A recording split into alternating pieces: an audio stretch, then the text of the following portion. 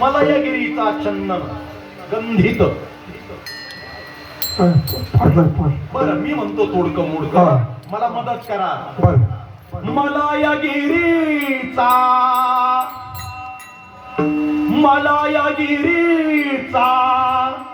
चंदन उघडून दीप तुला लावला, स्वीकार पूजा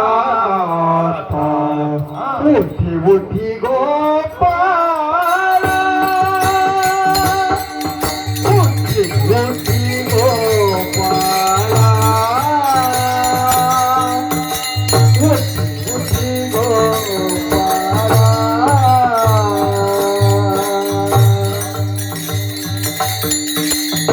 या आमच्या गंधर्वा करता एकदा टाळ्या वाजवा गड्या. देवाची लीला अशीच आहे, खरं सांगतो साहेब. म्हणजे अगदी माझ्या अंगावर काटा येतोय बोलताना. देव एका पारड्यात जास्त टाकतो ना, तेव्हा दुसरं पारडं मात्र हलकं करून ठेवतो. का कोण जाणे, ते देवाची लीला देवाला माहिती. मला तिकडं जायचं नाही, मला कीर्तनापुरतं बोलायचं.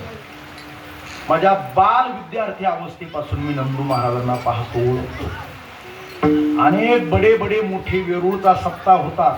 राष्ट्रसंत जनार्दन स्वामींचं पुण्यस्मरण, जनार्दन स्वामींचा वेरूळचा 16वं पुण्यस्मरण होतो. 16वं थोरात साहेब त्या काळातले मुख्यमंत्री अमुक धमुक सगळे श्री गुरु चैतन्य महाराज देगलूरकरांचं कीर्तन. आणि श्रद्धेय लव्हिकर बाबांनी सांगितलं, कीर्तनाची पहिली चाल कोण म्हणेल तर ते नंदू महाराज घुले. या पठाराचा गौरव.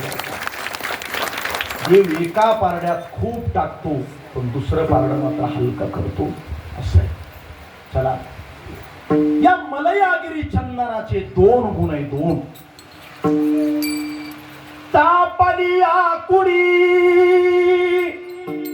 बावानी चंदन.